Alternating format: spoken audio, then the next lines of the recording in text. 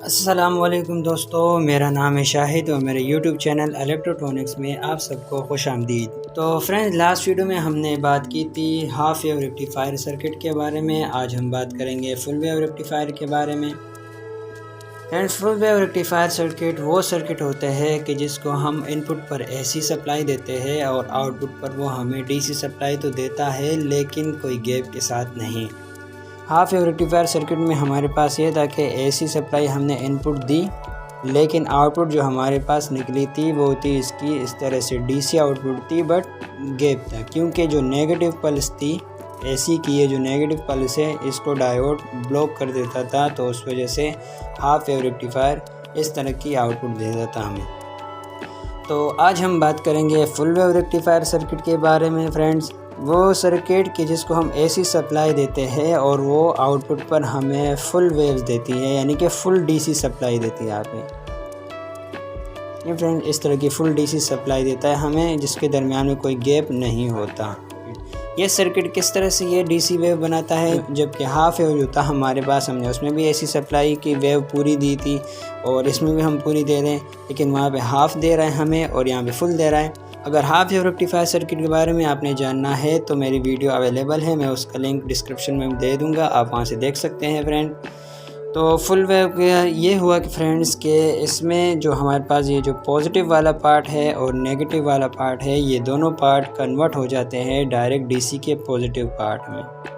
ठीक है फ्रेंड्स, ये प्योर इसकी आउटपुट नहीं होती, पल्सेटिंग डीसी है, बट ये जो फुल वेव रेक्टिफायर सर्किट होता है ये एसी वेव के पॉजिटिव पार्ट को भी और नेगेटिव पार्ट को भी दोनों को कन्वर्ट करता है डीसी के पॉजिटिव पार्ट्स में।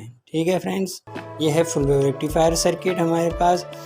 अब फुल वेव रेक्टिफायर सर्किट में ऐसा भी क्या होता है कि जो ये इस तरह से काम करता है कि पूरी की पूरी वेव को डीसी में कन्वर्ट कर देता है विदाउट एनी गैप। तो फ्रेंड, इसमें भी सेम टू सेम बिल्कुल डायोड लगे हुए होते हैं। ठीक है फ्रेंड्स, और साथ में होता है एक ट्रांसफॉर्मर। ठीक है फ्रेंड, इसमें 2 डायोड लगे हुए होते हैं, ठीक है, और एक ट्रांसफार्मर लगा हुआ होता है फ्रेंड्स। बट ट्रांसफार्मर जो होता है ये नॉर्मल ट्रांसफार्मर नहीं होता है, ये होता है सेंटर टेप ट्रांसफार्मर। ठीक है फ्रेंड्स, सेंटर टेप ट्रांसफार्मर वो होता है कि जिसके इनपुट पर नॉर्मल ट्रांसफार्मर की तरह 2 वायर्स तो होती है। ठीक है फ्रेंड, इनपुट पर नॉर्मल ट्रांसफार्मर की तरह 2 वायर्स होती है, बट आउटपुट पर 3 वायर्स निकलती है उसकी। जैसे मैं यहाँ पे एक सिंबल बनाता हूँ ट्रांसफार्मर की। ठीक है फ्रेंड्स, ये है मेरे पास एक ट्रांसफार्मर, ये है मेरे पास एक ट्रांसफार्मर, नॉर्मल ट्रांसफार्मर, चाहे स्टेप अप हो या स्टेप डाउन हो, डिपेंड करता है रिक्वायरमेंट पे। ठीक है फ्रेंड्स, अब इस जो सेंटर टेप ट्रांसफार्मर मेरे पास होता है जो कि फुल वेव रेक्टिफायर सर्किट में इस्तेमाल होता है, उसमें ये होता है कि दरमियान से एक वायर अलग से निकाल देते हैं। तो फ्रेंड्स, जो सेंटर टेप ट्रांसफार्मर जो होता है उसके हम जो सेकेंडरी वाइंडिंग होती है उसके दरमियान से, बिल्कुल दरमियान से जब हम एक वायर अलग से निकालते हैं तो इस वजह से इसको सेंटर टेप ट्रांसफार्मर कहते हैं। ये स्पेशल पर्पस ट्रांसफार्मर होता है। ठीक है फ्रेंड, इस ट्रांसफार्मर के आउटपुट पर जो सेकेंडरी वाइंडिंग होती है उसकी 3 वायर्स होती है। अब फ़र्ज़ करें कि ये है 24 वोल्ट का ट्रांसफार्मर। ठीक है फ्रेंड, तो इसका जो ऊपर वाला पार्ट होता है वो 12 और जो नीचे वाला पार्ट होगा वो 12 और दरमियान में होगा इसके 0। ठीक है फ्रेंड, ये होगा 0, तो ये 12 का ट्रांसफार्मर भी कहलाता है। यहाँ से हम 12 वोल्ट ले सकते हैं या फिर यहाँ से हम आउटपुट पर 12 वोल्ट ले सकते हैं, और अगर हम इन दोनों से लेना चाहें, सेंटर वाले को अगर इग्नोर करना चाहे तो हम इससे 24 वोल्ट आउटपुट ले सकते हैं। ठीक है फ्रेंड, लेकिन इसकी जो आउटपुट होगी वो हमेशा एसी सप्लाई होती है।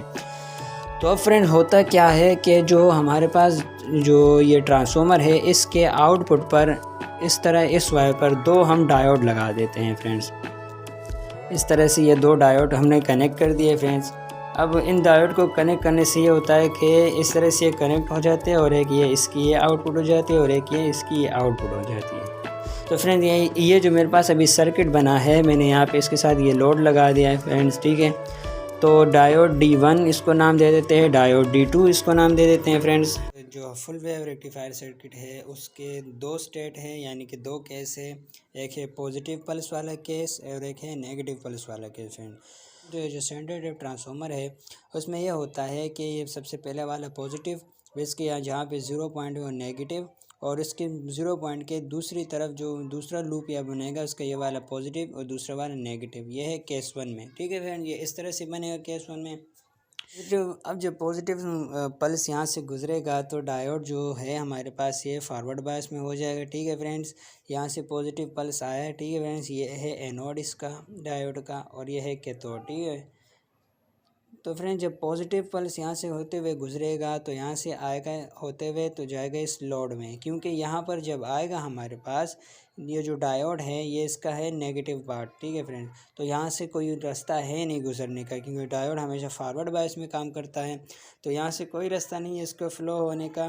तो इस वजह से ये यहाँ आने के बजाय ये इस तरफ मुड़ जाएगा और करंट का जो फ्लो है ये इस तरह से होता रहेगा। ये है फॉरवर्ड बायस में। ठीक है फ्रेंड, ये डायोड है फॉरवर्ड बायस में, तो इस तरह से पॉजिटिव पल्स में ये फ़्लो होता रहेगा। मैंने यहाँ पे एक डायग्राम मुख्तसर करके बनाई है, यहाँ पे ये इस तरह से फ़्लो होता रहेगा इसमें।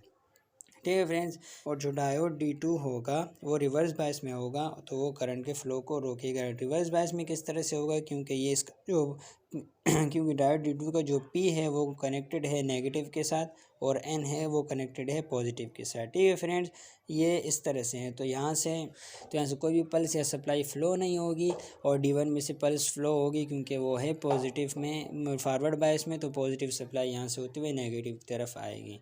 अब केस 2 की बात करें फ्रेंड्स, तो केस 2 में क्या है हमारे पास सेम बिल्कुल इसी तरह ही है, लेकिन इस केस 2 में हमारे पास ये हो जाए कि नेगेटिव पल्स है, तो नेगेटिव पल्स की वजह से इन सब के साइन चेंज हो जाएंगे। यानी कि जो पहला वाला है जो यहाँ पे पॉजिटिव था केस 1 में, ये नेगेटिव बन जाएगा, दूसरा फिर यहाँ पर पॉजिटिव हो जाएगा, फिर ये नेगेटिव हो जाएगा, फिर ये पॉजिटिव हो जाएगा। ठीक है फ्रेंड, अब जब नेगेटिव पल्स है ना हमारे पास फ्रेंड, जब वो यहाँ से गुजरेगा हमारे पास D2 से D1 से नहीं गुजरेगा पल्स, क्योंकि D1 जो डायोड है हमारे पास वो अब सप्लाई के साथ लगा हुआ है रिवर्स बायस में। ठीक है, जैसे कि फ्रेंड्स ये इसका एनोड है, ये इसका कैथोड है।